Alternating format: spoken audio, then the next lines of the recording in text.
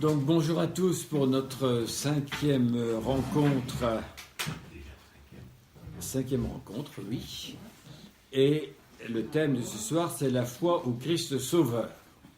Alors, d'un certain point de vue, nous pourrions dire, mais tout a été dit sur la foi au Christ Sauveur, puisque nous avons déjà parlé de la croix, et la croix est l'instrument du salut, ce que nous chanterons encore bientôt le vendredi saint. Et puis, nous avons également parlé des récits et de l'annonce de la résurrection, laquelle résurrection introduit effectivement le dynamisme du salut. Donc c'est vrai. Mais malgré tout, nous sommes habitués dans l'Évangile à parler beaucoup du Christ Sauveur et, entre chrétiens, à parler du salut. Avec d'ailleurs une distinction, même si la réalité visée est la même, quand nous parlons du Christ Sauveur, immédiatement, nous nous référons au Christ, et c'est lui notre Sauveur. C'est surtout ça qui va nous préoccuper ce soir. Et en même temps, vous avez le salut, qui est un mot qui appartient au vocabulaire chrétien, qui désigne une réalité, et le mot salut est en même temps souvent objet d'interrogation, parce que si le mot est souvent employé, il y aurait toujours des esprits qui pourraient dire, mais enfin, finalement, qu'est-ce que c'est que le salut chrétien ? Alors on dira le salut en Jésus-Christ. Vous voyez qu'on est obligé toujours de référer Jésus-Christ pour parler au salut. Et reste que dans les textes du Nouveau Testament, le salut est très souvent évoqué, suggéré par toutes sortes de réalités, par toutes sortes d'images. Et ce soir, je ferai une espèce d'inventaire de tous les termes qui essaient de nous faire pénétrer dans le mystère du salut.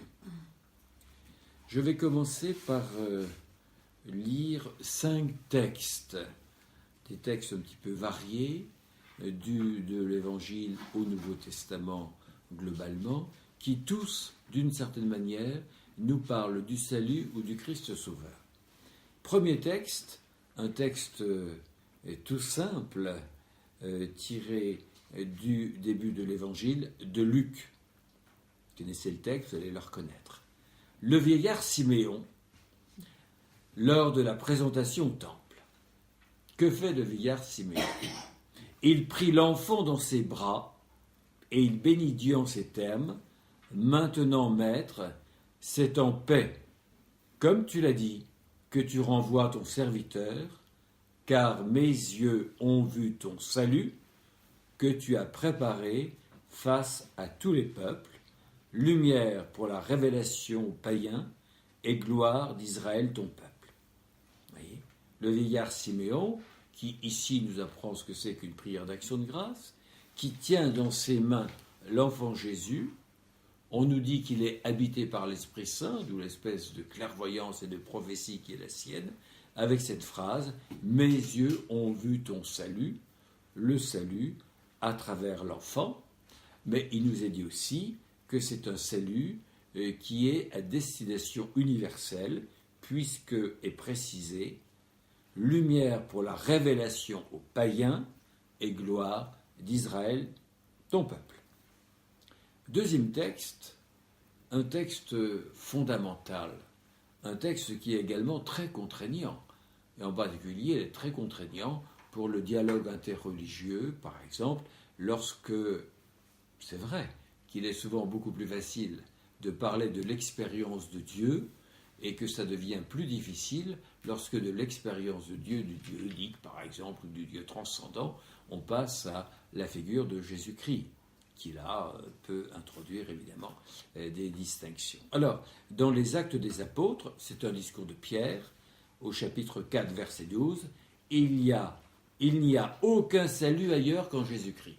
Aucun salut ailleurs qu'en Jésus-Christ, car il n'y a sous le ciel aucun autre nom offert aux hommes qui soit nécessaire à notre salut. Ça, c'est un texte, je dirais, massif, absolu.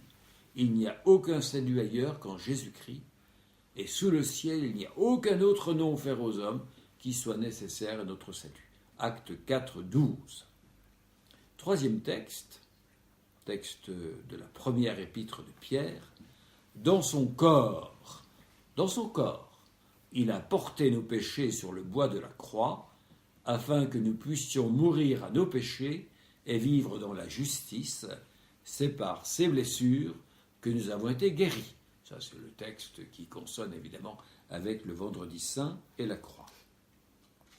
Quatrième texte, Paul, dans la lettre à Tite, c'est la salutation d'ouverture, c'est l'adresse de la lettre, c'est un peu ce que vous écririez, ce que vous pourriez écrire sur la carte que vous expédiez. Donc Paul écrit à Tite, mon véritable enfant dans la foi, parce que Paul a engendré dans la foi Tite, qui d'ailleurs est devenu, pas trop quoi dire, responsable d'église, on pourrait presque dire évêque. À Tite, mon véritable enfant dans la foi, qui nous est commune, grâce et paix de la part de Dieu, le Père, et du Christ Jésus, notre Sauveur. Vous voyez que ici, pour s'adresser à Tite, dans une lettre à la fois affectueuse et officielle et théologique, Paul, dans son adresse, utilise la foi qui nous est commune, le Père et le Christ Jésus, notre Sauveur. Enfin, dernier texte, un texte plus complexe, dans un corpus que l'on utilise peu, que vous connaissez peu, qui est peut-être aussi un peu déroutant, qui est la lettre aux Hébreux. La lettre aux Hébreux a deux caractéristiques qui nous déroutent un petit peu, c'est que toute l'articulation de la lettre est faite sur la thématique du grand prêtre. Le grand prêtre du Temple de Jérusalem, les grands prêtres de Jérusalem, et puis le nouveau grand prêtre définitif. Voilà comment on réfléchit à propos de Jésus. Il est le grand prêtre définitif. Et puis, deuxième thématique très chère à l'Épître aux Hébreux, c'est la notion de sacrifice. Alors, dans l'Épître aux Hébreux, au chapitre 5, versets 8 à 9, tout fils qu'il était, il a pris par ses souffrances l'obéissance et conduit jusqu'à son propre accomplissement. Il devint pour tous ceux qui lui obéissent cause de salut éternel, ayant été proclamé par Dieu grand prêtre à la manière de Melchisédek. Voilà encore un personnage, Melchisédek, qui est peu connu. Melchisédek avait les honneurs, les honneurs de la première prière eucharistique. Voilà. Mais tout à l'heure, je dirai un mot de la référence à Melchisédek, qui est également très cité dans l'Épître aux Hébreux. Donc voilà, 5 textes, j'aurais pu en choisir beaucoup plus, 5 textes un petit peu pris dans le corpus du Nouveau Testament, dans des endroits divers, qui nous montrent la foi primitive au Christ reconnu Sauveur. Et non seulement Sauveur, mais l'unique Sauveur. Et déjà, vous voyez la manière avec laquelle les divers auteurs vont essayer de traduire leur conviction que Jésus est bien le Sauveur. Pour l'instant, je fais première étape avec la notion de salut. Le salut n'est pas perçu dans la Bible comme étant une réalité conceptuelle, mais plutôt comme le lieu d'une expérience. On ne pourrait pas se dire il y a plus une expérience du salut qu'une définition du salut. Alors, pour dire cette expérience et pour essayer de faire comprendre ce qu'est le salut, on utilise des images ou on utilise des métaphores. Le salut est suggéré, il est raconté. Première grande image et première grande métaphore, c'est tout ce qui concerne, c'est mon premier point, maladie et servitude. Et donc, vous voyez que par rapport à la maladie, le salut va être la guérison, puisque l'on fait l'expérience de la maladie pour entrevoir la réalité du salut, eh bien, c'est l'attente et l'espérance de la guérison. Donc, on peut dire qu'une des manières de suggérer la réalité du salut, ça va être la guérison. Aujourd'hui, nous sommes peut-être plus attentifs à cette réalité de la guérison parce que dans des communautés nouvelles, par exemple, dans les communautés nouvelles, on insiste beaucoup sur les guérisons. À Lourdes, mais pas seulement à Lourdes. Et on insiste beaucoup sur tout ce qui se passe à Lourdes, en dehors, j'allais presque dire, du bureau des guérisons bien estampillé de Lourdes, qui nous mène à quelques guérisons, enfin un certain nombre de guérisons, mais tout de même très précis. On dira, il y a beaucoup de gens qui sont guéris, etc. Toujours est-il qu'on peut aussi s'arc-bouter sur tous les miracles du Christ, le Christ guérissant, souvenez-vous, une de nos premières rencontres, je vous avais dit, chaque fois que le Christ accomplit des miracles, c'est le salut finalement qui est préfiguré et qui est donné. Donc l'Ancien Testament, puis le Christ, mais l'Ancien Testament va évoquer le salut à travers deux réalités, indiquant la fragilité de la vie, et le salut sera précisément sortir de cette fragilité de la vie, sortir de la menace et sortir de la mort. Donc la santé apparaît au malade comme le salut. La guérison devient une aspiration au salut. Le Christ d'ailleurs utilise ce ressort, ce mécanisme pour signifier le royaume de Dieu. Voilà. Mais en même temps, c'est une image. Le salut ne se limite pas à la guérison. Et la guérison, ça nous évoque le salut, c'est une réalité. On dit quelquefois, pour qu'il y ait une pré-compréhension ou une pré-perception du salut, il faut tout de même qu'on fasse l'expérience de l'angoisse. Là où l'angoisse croît, l'espérance du salut croît également. Quelqu'un qui n'a aucune angoisse, aucune interrogation, aura bien du mal à être sensible à l'interrogation du salut. Il a tout ce qu'il faut. Qu'est-ce que le salut viendrait changer par rapport à cette totalité qui semble l'entourer?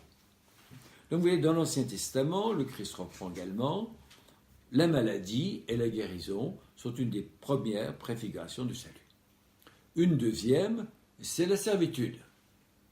Si vous êtes esclave, eh bien, qu'est-ce que ce sera l'espérance du salut? Ce sera la libération. Donc là, c'est l'expérience de la libération. Et là, vous avez le grand livre, la grande expérience du peuple dans l'Ancien Testament, qui est le livre de l'Exode. Et on peut dire que le livre de l'Exode, c'est le grand livre de la libération, et c'est le premier grand livre du salut. Parce que pour le peuple juif, sortir de l'esclavage et sortir de l'emprise servile imposée par Pharaon, et puis aller en terre promise, tout cela, c'est l'action de Dieu qui se déploie, une action qui est une action de salut. Donc la libération sera, comme la guérison, une manière de sortir de l'expérience de la fragilité et de l'expérience des limites pour accéder à la dignité d'un peuple libéré. Voilà. Donc le livre de l'Exode, c'est vraiment le livre du salut, puisque toute l'histoire de l'Exode est comprise comme une libération de Pharaon. Mais en même temps, là encore, ce n'est pas le salut définitif. Les Hébreux vont découvrir que le passage avant d'arriver en terre promise, c'est quand même bien difficile. On a même la nostalgie de ce qui se passe en Égypte, parce que les oignons étaient bons en Égypte. Alors, la nostalgie des oignons, au moins nous avions des oignons, mais là dans le désert, on n'a même plus ça. Voilà. Bon. Et puis en même temps, après, quand il y aura les royaumes bien instaurés, celui de David, eh bien, le salut pourra apparaître comme étant la certitude d'être bien dans nos frontières. Un royaume bien dans ses frontières, calme, heureux, sage, joyeux. Voilà. Ça pourra là encore évoquer le salut. Mais vous voyez bien que le salut dépasse le fait d'être bien installé dans une forme politique ou religieuse et d'être à l'abri des menaces des méchants qui peuvent vous encercler. Mais toujours est-il que maladie et servitude sont des réalités qui nous permettent d'appréhender la réalité du salut. Donc, maladie, servitude, guérison, libération. Voilà.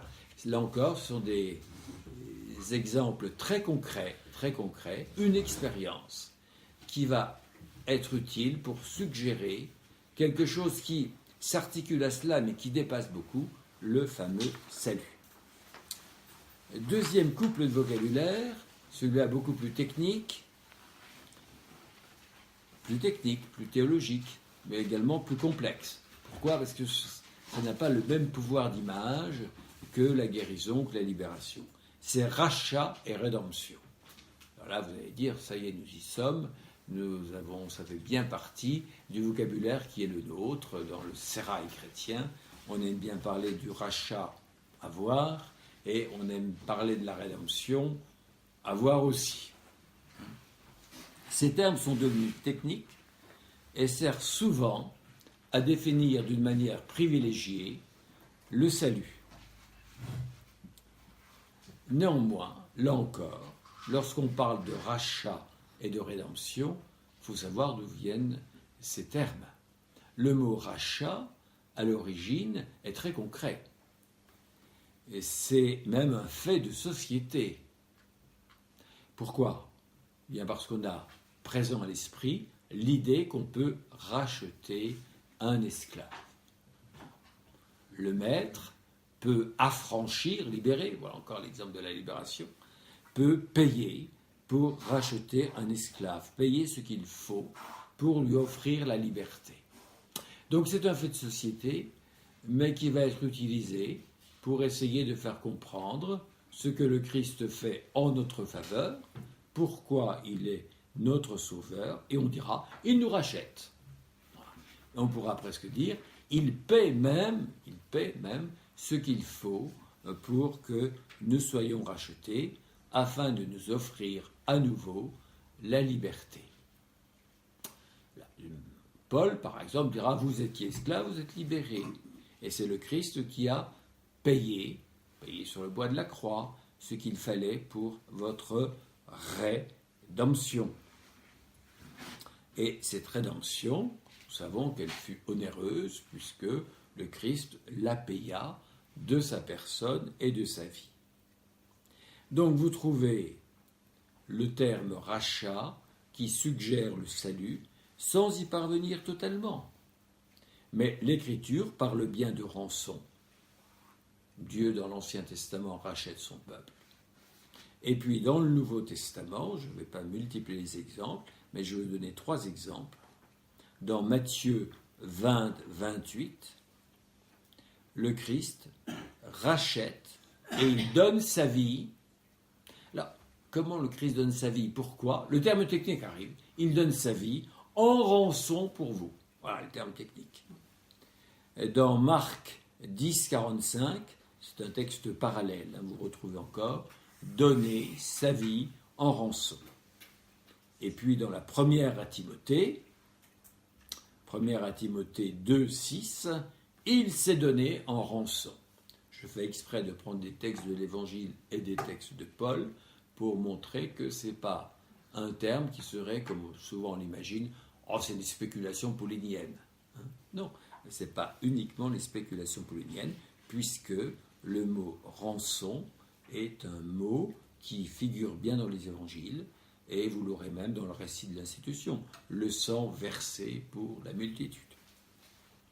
Voilà, 3e grande thématique qu'il faudrait prendre pour dire le salut, c'est le jugement. Le jugement, avec aussi les idées de justice et de justification.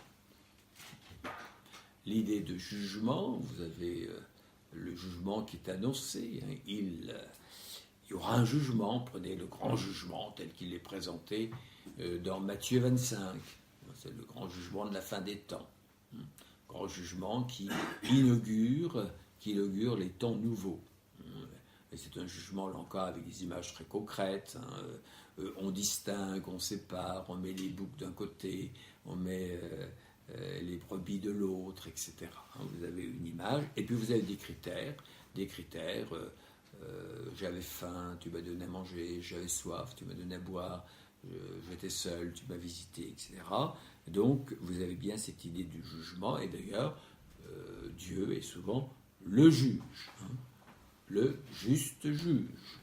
Le juste juge. Souvent on est obligé d'ailleurs d'ajouter ce mot juste juge pour montrer que c'est un peu autre chose que la notion de justice que nous avons, mais qui est toujours imparfaite. Il y a les modalités de la justice. La justice est d'une part imparfaite et d'autre part fragile, parce qu'il y a diverses modalités de justice, vous voyez bien, d'un pays à l'autre, sans parler d'un continent à l'autre. Donc là encore, vous avez l'analogie de la justice humaine, celui qui fait régner la justice, avec cette idée que si vraiment la justice règne, eh bien il n'y aura plus de violence, il n'y aura plus d'inégalité, etc., qui peut donner à penser à la justice divine. Mais en même temps, il y a le corollaire, la justice divine n'est pas une justice que l'on accomplirait par soi-même ou par le juge qui serait assis au tribunal, c'est en même temps Dieu qui rend juste. C'est Dieu qui rend juste, c'est Dieu qui justifie. Vous avez toujours ce grand paradoxe. C'est le Christ qui réconcilie, c'est le Christ qui nous justifie, c'est le Christ qui rend juste. Alors vous avez ça dans Paul, vous avez toute cette thématique qui sera très très utilisée, en particulier dans la pensée de Luther, le salut par la foi, qui est une lecture de Paul, vous êtes sauvés par la foi, et vous avez la tendance, qui était souvent une tendance bien aimée par les catholiques, vous êtes sauvés parce que vous faites, avec l'idée de faire son salut. Là, mais vous avez l'épître de Jacques, qui nous dit bien qu'une foi sans les œuvres est une foi vide ou morte. Donc vous avez un peu ces deux textes, mais c'est bien le Christ qui justifie, même si nous avons à répondre à ce que le Christ fait en notre faveur. Donc voilà, nous sommes déclarés, Paul ira jusqu'à dire, nous sommes déclarés justes. Autrement dit, nous n'y arriverons pas, nous sommes déclarés justes, et le processus par lequel nous sommes déclarés justes, c'est la justification. Et si nous sommes déclarés justes, eh bien nous sommes sauvés. Puisque Dieu est le juste, et ceux qui sont déclarés justes sont sauvés. Donc vous avez là toute une thématique pour évoquer le salut, jugement, justice, justification, être déclaré juste, etc.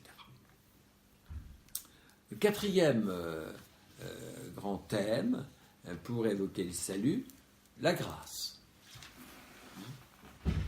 Je n'ai pas employé tout à l'heure le mot « est-ce que vous êtes sauvés par grâce ?» mais c'est bien de cela dont il s'agit. Nous sommes sauvés par la grâce, et la grâce elle-même, vous voyez, c'est déjà beaucoup plus théologique et beaucoup plus subtil que de dire le salut c'est la bonne santé, le salut c'est la liberté, le salut c'est la guérison. Voilà. Alors la grâce, ça s'articule pas mal à mon troisième point, qui était le jugement, la justice, la justification.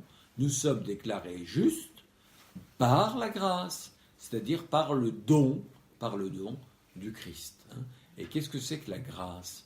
Eh bien, la grâce, c'est essentiellement Dieu qui se penche vers nous, pour nous réconforter, pour nous protéger, pour nous consolider. Donc la justification se fait par la grâce du Christ, et l'on sait, alors là, tous les débats théologiques qui ont été liés à la grâce. Saint Augustin a écrit des milliers de pages sur la grâce, parce que Saint Augustin luttait contre ce qui lui semblait être une hérésie très pernicieuse, les manichéens qui pensaient que nous étions sauvés par ce que nous faisions en grande partie.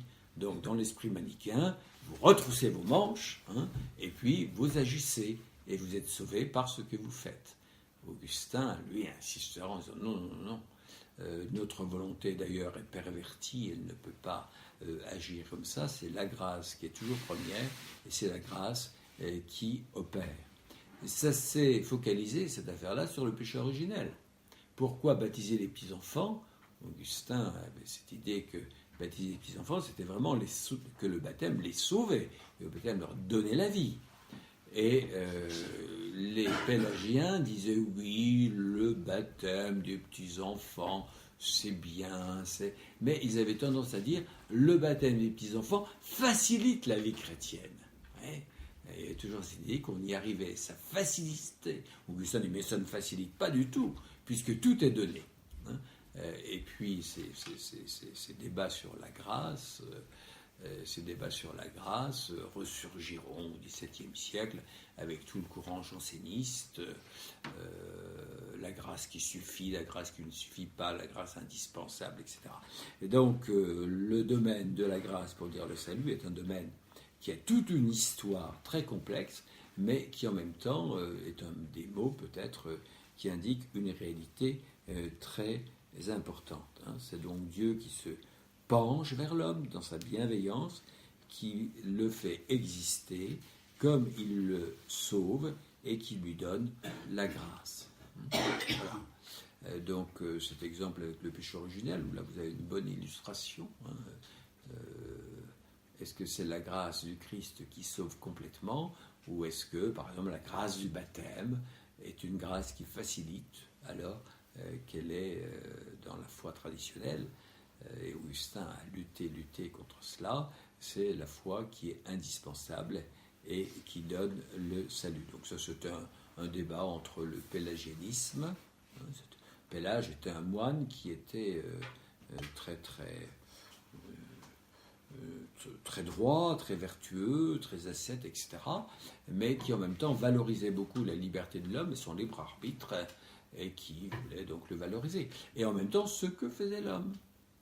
Ceux qui ont été les plus réticents à Augustin, mis à part les pélagiens, sont les moines de Provence. Parce que les moines de Provence disaient, quand même, c'est pas gai la vie monastique, c'est une vie d'effort. Et qu'est-ce que nous faisons quand même pour le Seigneur? Et Augustin nous dirait que tout ça c'est de la paille, que ça compte pas, que notre salut n'a rien à voir avec ça, puisque voilà.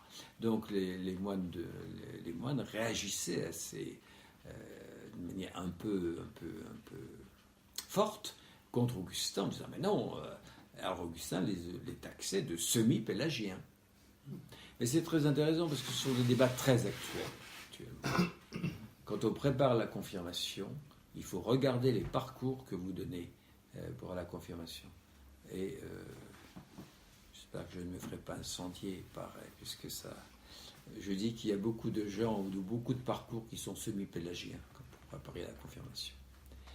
Parce qu'on mise trop sur ce qu'on demande et on met la barre des fois très haut pour que les enfants soient confirmés. Comme s'ils devaient réussir à sauter la barre, sans la faire tomber. Alors, bon, il faut bien qu'il y ait une expérience, il faut bien qu'il y ait un entraînement, mais c'est pas ça qui fait qu'ils sont prêts pour la confirmation. C'est pas ça qui justifie finalement la force de la confirmation. La force de la confirmation, elle est bien aussi reçue du Christ lui-même par la grâce du sacrement. Parce que s'ils sont tellement performants, nos braves jeunes, pour recevoir la confirmation, s'ils font tout bien, et s'ils ont sauté, comme Jean Galfione, à la barre, eh bien, à ce moment-là, on se demande bien pourquoi ils recevraient le sacrement de confirmation. Ils n'auraient plus à jouer sans. Voilà. Donc, vous voyez que ce sont des débats très actuels, là encore, y compris dans la pastorale, sur savoir la place qu'on offre indispensable à l'initiative, à la grâce, à la proximité de Dieu, et puis la réponse que nous devons faire, qui ne doit pas être nulle, qui doit être aussi proportionnée, mais qui est toujours une réponse et qui, par elle-même, ne suscite pas le salut. Cinquième grand domaine, pardon et réconciliation. Pardon et réconciliation. Si vous êtes pardonné, ou si Dieu pardonne, eh bien, ça peut faire comprendre que nous avons accès au salut. Donc le thème du pardon est un thème omniprésent dans toute la Bible. Et ne dites pas qu'il faut attendre le Nouveau Testament pour que Dieu pardonne. Ça, c'est absolument faux. Le Dieu de l'Ancien Testament pardonne beaucoup. C'est un Dieu qui pardonne beaucoup. Il pardonne. Alors évidemment, le pardon est forme d'amour dans le Nouveau Testament et don dans la personne du Christ. Donc, importance du pardon, importance de la réconciliation. Et puis, vous avez aussi, aujourd'hui, nous sommes à une période où, je dirais presque, le débat est assez encadré sur le pardon. Parce qu'aujourd'hui, on dirait il y a justice et pardon, justice et miséricorde. Peut-être une époque où on insistait tellement sur le pardon que la justice passait un peu à la trappe. Et on pouvait s'appuyer sur un certain nombre de textes valorisant tellement le pardon que on perdait un peu la perspective de justice. Il y a les deux articulés d'une manière assez mystérieuse, le pardon et la justice. Le pardon ne peut pas remplacer la justice. Et en même temps, c'est vrai, la justice ne remplace pas le pardon non plus, parce que la justice n'a pas pour vocation de remplacer le pardon. Mais le pardon se donne beaucoup plus difficilement qu'on ne le pense. Et ça, les psychologues nous l'ont bien appris. Il y a des gens qui disent « Oh, il faut pardonner ». Alors on pardonne à peu près comme on fait le ménage, à tour de bras. Ça ne marche pas, c'est pas si simple. Vous pouvez pardonner un certain temps, et puis après, chasser il revient au galop, selon la bonne expression. Après, vous avez des gens qui disent « Ah ben oui, mais ça ne tient pas, c'était trop dur, le pardon, c'était un bon sentiment. » Mais non, c'est assez difficile, le pardon. Et là encore, qu'est-ce qui nous prouve que le pardon est bien une réalité importante? Le Notre Père. Le Notre Père, vous avez le pardon. Pardonnez-nous nos offenses, comme nous pardonnons aussi à ceux qui nous ont offensés. Et donc, le pardon, ce Dieu qui pardonne, le pardon de Dieu est une manière de nous faire comprendre le salut, et le corollaire du pardon, c'est la réconciliation, car si vous êtes pardonné, c'est donc qu'il y a une réconciliation avec Dieu. Laissez-vous réconcilier avec Dieu. C'est ce qu'on a entendu le mercredi des cendres, c'est le Christ. Laissez-vous réconcilier avec Dieu. Dieu n'avait rien contre nous, c'est nous qui avions pris des distances, et c'est nous qui sommes appelés à nous ouvrir au pardon réconciliateur de Dieu qui nous est offert. Donc voilà, pardon, réconciliation, encore une autre manière de dire le salut, nous sommes réconciliés avec Dieu. Là où les ponts étaient rompus, de nouveau, il y a une articulation, il y a un passage qui s'est opéré. Sixième vocabulaire, sixième champ, le vocabulaire de l'adoption. L'adoption au sens nous sommes des fils adoptifs. Nous sommes adoptés. Et d'ailleurs, j'ai donné comme exemple fils adoptif, donc vous avez adoption, filiation. Rentrer dans la filiation. Nous devenons des fils. Nous sortons de l'esclavage, nous ne sommes plus esclaves, nous sommes libérés. Paul dira que c'est ça, c'est le baptême. Nous sommes libérés, mais si nous sommes libérés, nous devenons quoi? Des fils. Et nous devenons des fils adoptifs. Donc, le vocabulaire de l'adoption et de la filiation. Ces langages insistent donc sur l'orientation vers Dieu, la finalité de l'homme, qui est d'être adopté, de vivre une filiation. Et vous pouvez comprendre tout le salut comme étant une filiation restaurée, la filiation avec Dieu, pour retrouver notre dignité d'enfant de Dieu et pour pouvoir partager sa vie. Adoption, filiation. Septième concept, septième réalité, la divinisation. Alors celle-là, elle nous est pas tellement familière parce que nous ne sommes pas des orientaux. Mais si nous étions des orientaux, c'est-à-dire des Grecs ou des Byzantins, ce serait la manière dont spontanément nous penserions le salut. On penserait le salut en termes de divinisation. On a souvent dit, mais comme toujours, il ne faut pas être trop tranché dans les oppositions, il ne faut pas faire des images d'Épinal trop faciles. Mais on a souvent dit, chez les latins, nous sommes latins, chez les latins, le salut c'est une affaire de rachat. Chez les orientaux, le salut c'est une affaire d'illumination, une affaire de lumière, une transformation, et c'est la divinisation. Nous sommes appelés à être divinisés. Donc là, on ne paye pas pour sortir du rachat, pour être délivré, mais c'est s'ouvrir à la vocation fondamentale qui est la nôtre. Donc le thème de la déification, très, très accentué chez les pères grecs, dans la théologie byzantine, selon le très célèbre adage, qui a été repris, on n'arrive même plus trop à savoir lequel l'a dit en premier, c'est peut-être saint Athanase d'Alexandrie, Dieu s'est fait homme pour que l'homme devienne Dieu. Voilà. Donc vous voyez que c'est peut-être pas spontanément notre manière de comprendre le salut. Dieu s'est fait homme pour que l'homme devienne Dieu. Mais c'est pas dit dans un contexte idolâtrique.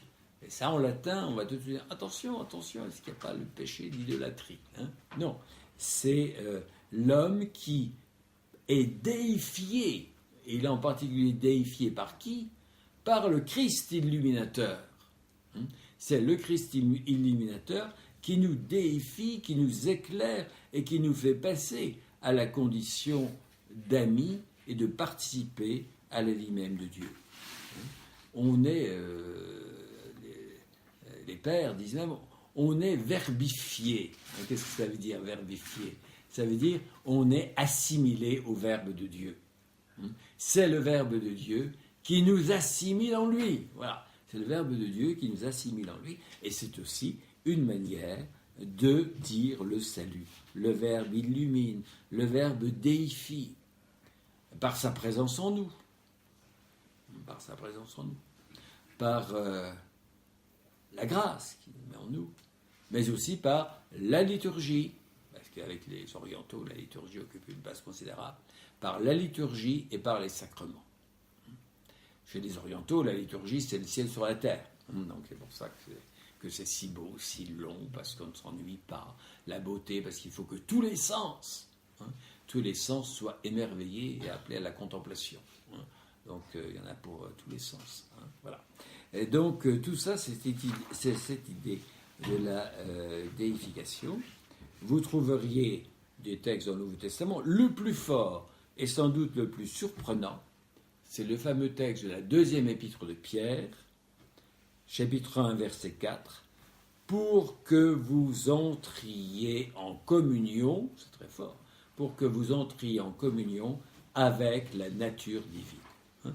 Donc le salut, c'est entrer en communion avec la nature divine, c'est être appelé à la déification, ce que nous ne sommes pas par nature. Par nature, nous ne le sommes pas. Nous sommes de l'argile et avec le souffle de vie, et nous sommes créés à l'image et à la ressemblance de Dieu. Donc, vous voyez, cette théorie de la déification, elle va prendre appui sur le fait que nous sommes créés à l'image et à la ressemblance de Dieu. Une ressemblance qui va aller jusqu'à la déification. Voilà. Septième, ou huitième d'ailleurs, huitième terme, sacrifice et expiation. Alors j'aurais peut-être dû la coupler plus avec rachat. Sacrifice. La Bible est remplie de sacrifices rituels dans l'Ancien Testament. Et l'on sait la place accordée dans la liturgie du temple au sacrifice. On peut dire qu'au temple, il y avait des sacrifices tout le temps. Voilà. parce que tout était très codifié, on offrait des sacrifices pour l'expiation des péchés, mais également des sacrifices liés à toutes sortes de rituels de pureté. Et on distinguait d'ailleurs divers types de sacrifices. Le sacrifice le plus parfait était l'Holocauste. Holocauste, ça vient de la racine hola, qui veut dire monter. Donc, ça veut dire tout monte en fumée, parce que tout est donné à Dieu. Tout est donné à Dieu, tout est consommé, tout va à Dieu.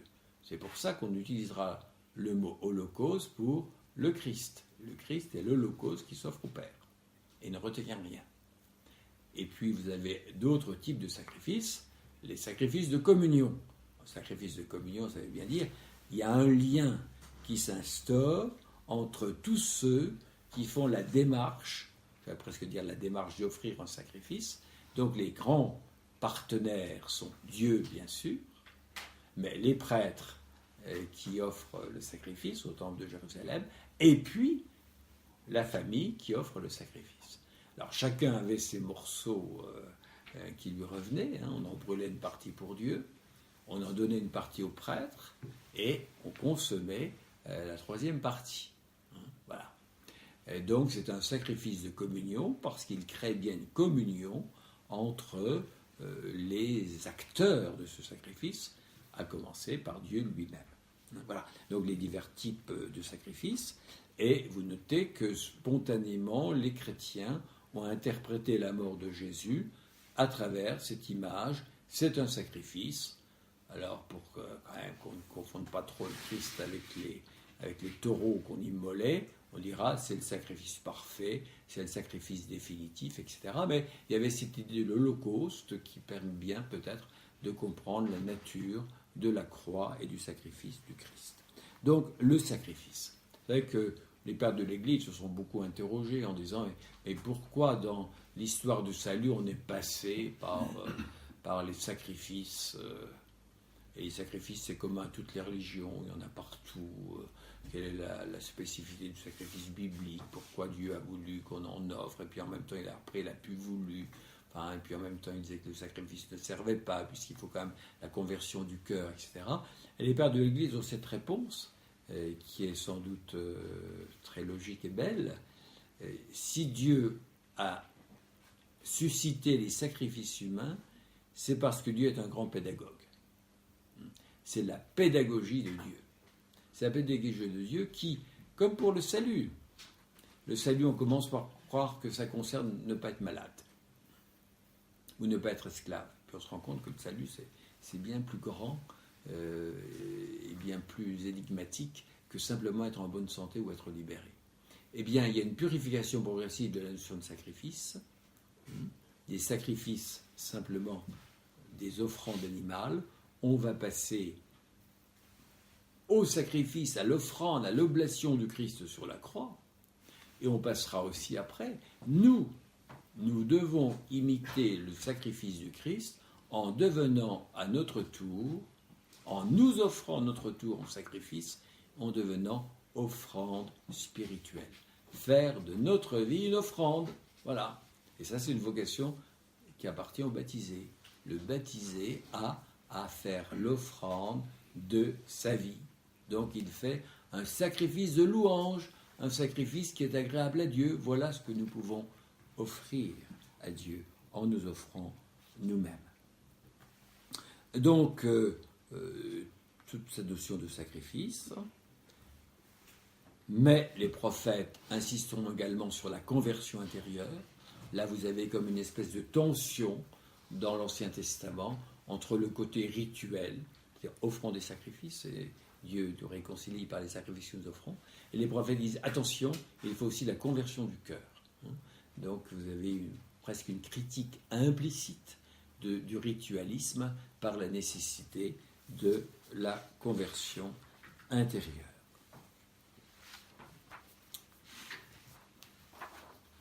Voilà. Par exemple, vous avez Romains 12, 1.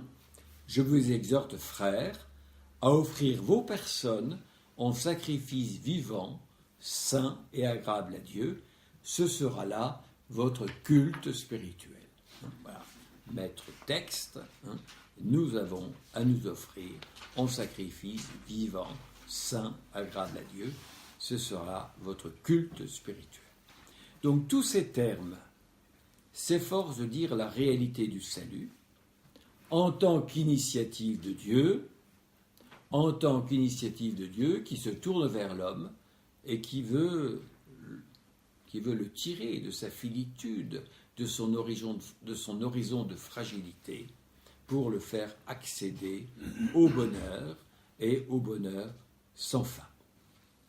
Alors si j'ai pris jusqu'à présent, je crois qu'il y en a déjà 8 thèmes, c'est pour montrer que tous ont sans doute leur mérite, selon les époques, tel ou tel est plus pertinent que d'autres, et selon également les expériences spirituelles, tel ou tel thème est plus actualisé, plus propre que d'autres. Voilà. Je vais encore vous en donner un de plus. Ce n'est pas qu'il serait meilleur que les autres, c'est simplement un de plus. C'est le thème de la récapitulation dans le Christ. Récapituler dans le Christ. Vous voyez bien ce que ça veut dire, hein? C'est tout rassembler dans le Christ. Autrement dit, c'est le Christ qui est capable de tout prendre, tout assumer, tout porter en lui. C'est le thème de la récapitulation dans le Christ. Alors évidemment, il y a un auteur qui est parti, Paul. Paul offre toutes les prémices de la théologie de la récapitulation, en particulier lorsqu'il parle du Christ cosmique qui va saisir toute la création. Mais vous avez un grand théologien, Irénée de Lyon. Grand théologien, Irénée de Lyon. Alors, c'est vraiment le théologien de la récapitulation. C'est vraiment le penseur, le théologien de la réconciliation. Si vous ne savez qu'un mot pour Irénée de Lyon, c'est récapitulation. Et ça suffira. C'est l'idée de rassembler dans l'unité. Rassembler dans l'unité. Ressaisir ce qui était dispersé. Voilà pourquoi il faut rassembler. Parce que c'était éclaté, parce que c'était dispersé, parce que c'était disséqué, parce que c'était égaré. Donc vous avez l'idée que le Christ va tout rassembler et reconstituer le genre humain qui est sorti unifié dans le projet du Créateur, mais qui est sorti brisé par l'action d'Adam. Donc c'est tout rassembler pas n'importe comment, par le Christ et sous une seule tête. Pas de bicéphalisme. Bon. Sous une seule tête. Le Christ lui-même. Donc Irénée s'appuie sur Paul, parlant de la fonction du Christ dans la création. Et Paul fera la symétrie. Le Christ, en lui, tout a été créé. Voilà l'alpha. Et nous dirons le Christ est alpha. Je ne dis pas qu'on mettra même un alpha sur le cercle pascal. En lui, tout a été créé. La parole créatrice du Christ, de Dieu. Et puis, tout est appelé à être rassemblé, à être réunifié en lui. C'est la raison que vous mettez oméga sur le cercle pascal. Le Christ, il est alpha, oméga, les deux, au point de départ et au point d'arrivée. Et donc, la récapitulation, grand thème d'Irénée, voilà. On a dit quelquefois qu'à l'époque moderne, alors évidemment, Irénée avait une conception du monde avec la science de son temps, donc un monde fixe, etc. Mais on a souvent dit, et il y a eu des livres d'écrits d'ailleurs, même le père Sesboué est allé un peu dans ce sens-là, que si on prenait un auteur contemporain, moderne, qui aurait un petit peu la même idée, mais avec une science tout autre que celle d'Irénée, c'est Teilhard de Chardin. Et Teilhard de Chardin est aussi celui qui a pensé une fonction cosmique et récapitulative du Christ. C'est pas par hasard si Teilhard de Chardin aime appeler le Christ l'oméga. C'est bien le Christ récapitulateur. Et des essais de Teilhard de Chardin s'appellent précisément le Christ récapitulateur. Donc c'est toute la création qui est appelée à être christifiée, réunie, rassemblée dans le Christ. Voilà. Et la fameuse phrase, alors c'était une phrase aussi d'ailleurs, qu'Irénée ne cessera de commenter, et que Teilhard de Chardin écrivait en lettres d'or partout sur beaucoup de ses papiers, le Christ qui sera tout en tous. Le Christ qui sera tout en tous. Alors, vous pouvez voir ça dans l'Épître aux Colossiens, Colossiens, chapitre 1, versets 12 à 13. Et l'éditeur de la Bible, Théobé, a même mis un sous-titre, parce que les éditeurs mettent sur des sous-titres. C'est pour ça qu'il est des fois intéressant de regarder les traductions dans les diverses Bibles, mais aussi les sous-titres. Et il a mis « Cantique au Christ chef de l'univers ». Cantique au Christ chef de l'univers. Donc, s'il est chef de l'univers, il est bien l'alpha et l'oméga, l'alpha créateur et l'oméga récapitulateur. Et Irénée écrit dans sa grande œuvre, en roi éternel, il récapitule tout en lui. En roi éternel, le Christ récapitule tout en lui.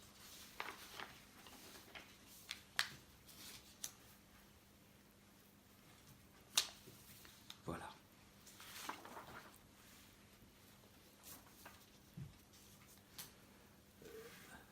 Je passe maintenant au deuxième grand objet de la soirée, il sera un peu plus court, qui sauf.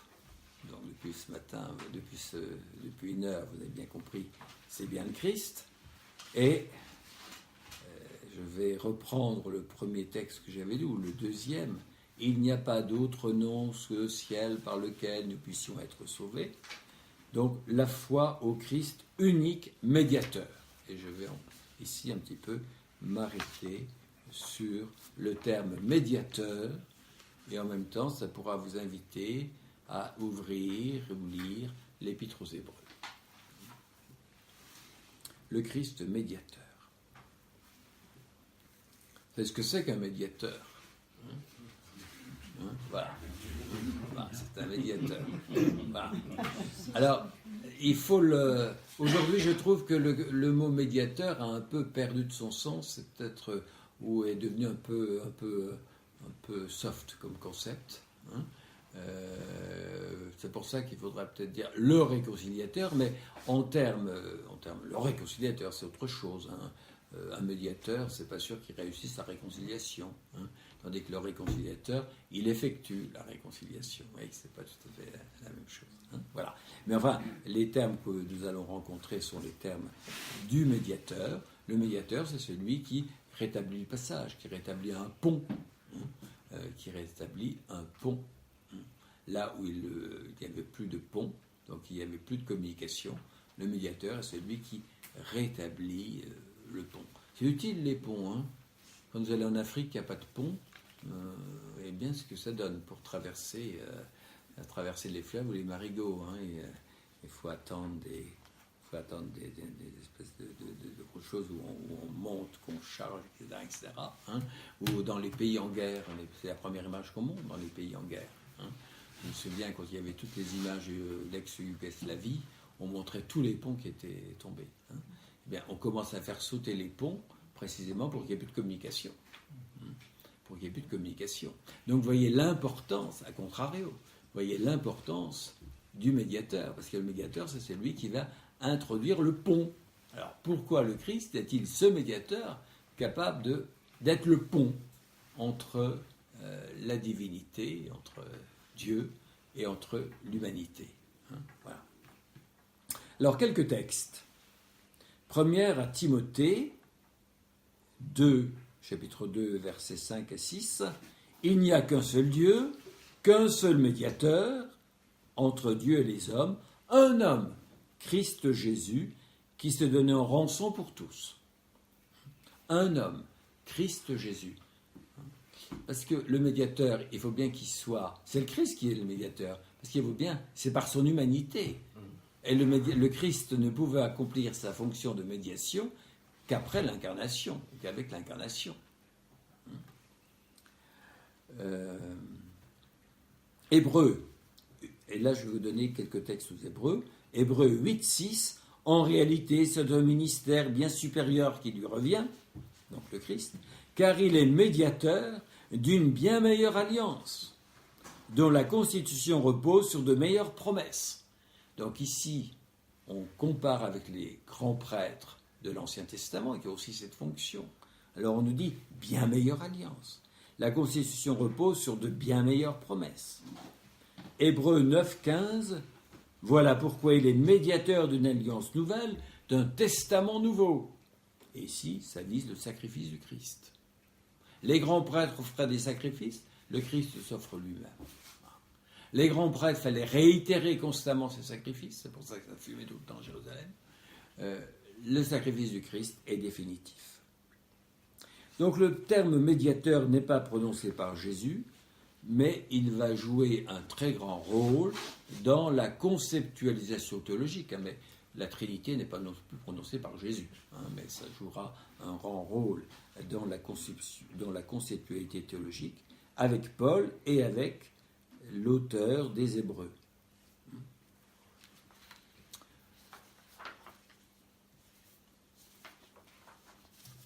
Alors, dans l'Épître aux Hébreux, le Christ est le grand prêtre, mais en même temps, le grand prêtre définitif.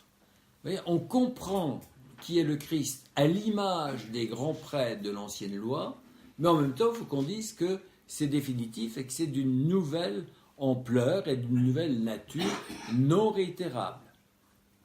Autrement dit, Jésus n'appartient pas à la série des grands prêtres, et c'est là que dans l'Épître aux Hébreux, on va plutôt relier Jésus à la figure énigmatique de quelqu'un qui est déclaré roi et prêtre en même temps. Curieux. Déclaré roi et prêtre en même temps, le fameux Melchisédek. Tu es prêtre à jamais, à la manière du roi Melchisédek. Voilà, Hébreux 7, 17. Tu es prêtre à jamais, à la manière de qui? Du roi Melchisédek. Alors, simplement, 2 mots sur Melchisédek. Melchisédek apparaît dans la Bible à des moments quand même essentiels. Il apparaît dans la Bible comme le protecteur d'Abraham. Étonnant. Vous irez lire Genèse 14. Le protecteur d'Abraham. Il apparaît comme étant le précurseur de David. Pas rien non plus. Précurseur de David. Psaume 110. Et il apparaît encore comme étant le portrait anticipé de Jésus. C'est toute la thématique des Hébreux.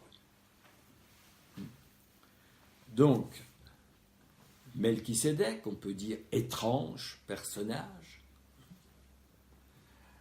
puisqu'il est protecteur d'Abraham, étranger à Israël, membre des nations déjà, personnage religieux, etc. Donc, on essaye de relier ce rôle de Jésus au grand prêtre Melchisédek. Le sacerdoce de Jésus s'inscrit dans le serment prononcé par Dieu en faveur du grand prêtre qu'il s'est choisi. C'est la raison pour laquelle il est devenu garant d'une meilleure alliance. Voilà. Et le grand prêtre est celui qui intercède pour les hommes. Voilà. Le Christ intercède pour nous. C'est une manière de le dire à travers l'image du grand prêtre. Il le fait non pas comme les grands prêtres de l'Ancienne Alliance par des sacrifices, mais il le fait par son propre sacrifice et il le fait par l'offrande de sa propre vie.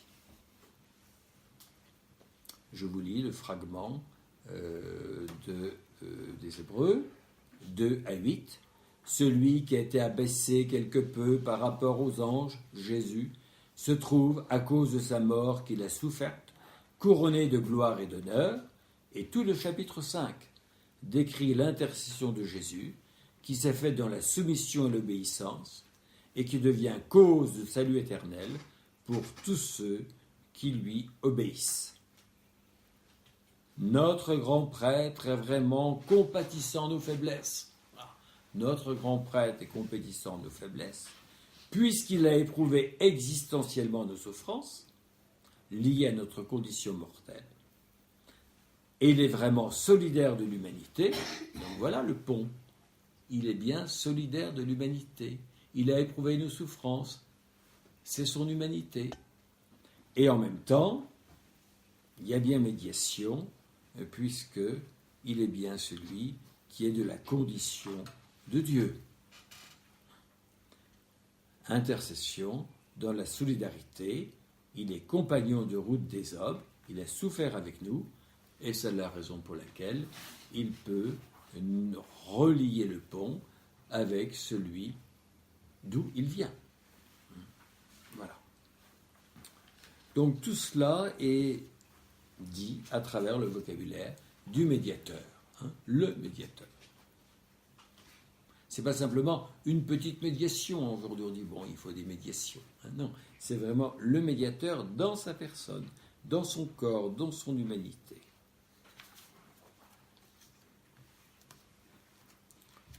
Et puisque le Christ a ce rôle de médiateur, il nous apprend les deux mouvements du salut, parce qu'on peut dire que le salut se comprend à partir de deux mouvements. Vous avez le mouvement de Dieu qui va vers l'homme, et ça, c'est le Christ qui s'est abaissé. Souvenez-vous les textes que nous avons étudiés de Paul. Il s'était anéanti lui-même, devenant obéissant jusqu'à la mort sur la croix, etc. Il nous apprend le Père qui vient vers nous et qui vient à notre rencontre. Et en même temps, il inaugure l'autre mouvement, le mouvement de notre humanité qui est appelé à s'élever et à rejoindre Dieu. On peut dire que le salut peut se décliner à travers ces deux mouvements qui nous sont appris par le médiateur, puisque le médiateur fait les deux ponts. Il nous parle de Dieu qui vient vers nous, et il nous montre que nous pouvons nous élever pour aller vers Dieu. Donc le propre du médiateur, c'est d'assumer pleinement en sa personne ces deux mouvements. Quand vous regardez l'incarnation, c'est le mouvement qui descend. Quand vous regardez l'ascension ou la glorification, c'est le mouvement qui monte vers Dieu. Donc voilà comment l'Épître aux Hébreux va utiliser à la fois la notion du grand prêtre, la notion du sacrifice et la notion du médiateur pour essayer de faire comprendre comment, dans la personne même du Christ, vrai Dieu, vrai homme, les deux mouvements du salut sont incarnés.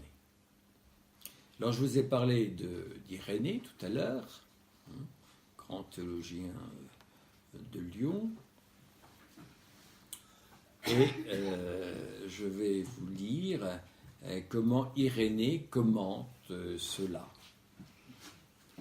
Il commente un texte de Timothée. Il a donc mélangé et uni, comme nous l'avons déjà dit, l'homme à Dieu. Il a mélangé, il a uni l'homme à Dieu. Car si ce n'était pas un homme, si Jésus n'était pas un homme, si ce n'était pas un homme qui avait vaincu l'adversaire de l'homme, l'ennemi n'aurait pas été vaincu en toute justice. Il a fallu qu'il en découdre avec l'ennemi, avec Satan, mort où est ta victoire. D'autre part, si ce n'était pas Dieu qui nous avait octroyé le salut, nous ne l'aurions pas reçu d'une façon stable. Et si l'homme n'avait pas été uni à Dieu, il n'aurait pu recevoir en participation l'incorruptibilité. Donc voilà aussi un autre mot qui est ici, on ne l'a pas vu encore ce soir. Un autre mot qui évoque le salut, sous la plume d'Irénée, l'incorruptibilité. Car il fallait que le médiateur de Dieu et des hommes, par sa parenté avec chacune des deux parties, par sa parenté avec chacune des deux parties, les ramena l'une et l'autre à l'amitié, à la concorde, en sorte que tout à la fois Dieu accueillit l'homme et que l'homme s'offrit à Dieu.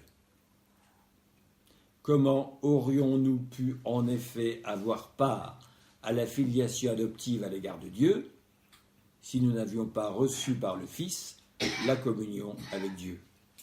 Et comment aurions-nous reçu cette communion avec Dieu si son Verbe n'était pas entré en communion avec nous en se faisant chair? Donc ici, ce commentaire d'Irénée a, me semble-t-il, l'extrême mérite de bien montrer ces deux mouvements qui sont les mouvements du salut, et finalement de nous montrer que tout cela n'est possible que parce que le Christ est à la fois vrai Dieu et vrai homme. Alors ici, nous avons une conceptualité qui est encore très proche du texte biblique. La prochaine fois, lorsque nous étudierons les grands conciles, nous verrons qu'on a une perspective beaucoup plus spéculative ou beaucoup plus conceptuelle, et que immédiatement on voudra articuler la nature divine et la nature humaine. Voilà. Certains diront, mais d'où ça vient? Bon, il suffit de trouver en filigrane dans le texte biblique, mais ici nous voyons très bien comment Irénée prépare déjà tout le travail pour que nous puissions dire ça fonctionne parce que Jésus est vraiment vrai Dieu et vrai homme. Et c'est pour cela qu'il est médiateur. Encore une fois, avant l'incarnation, il ne pouvait pas y avoir l'unique médiateur. Voilà, alors bien évidemment, ce que j'ai dit ce soir, c'est une espèce de variation un petit peu, comme un petit peu impressionniste. Une espèce de variation impressionniste sur divers thèmes qui tous disent quelque chose du salut. Voilà. Mais c'est l'idée que la réalité est complexe et que bibliquement elle nous est suggérée, mais vous avez remarqué que si elle est suggérée, toutes ces invitations convergent vers la personne du Christ. Convergent vers la personne du Christ, et ça culmine dans toute cette réflexion sur le médiateur, celui qui est à la fois des deux rives, et des deux conditions, de la condition humaine et de la condition divine, et qui va établir la réconciliation.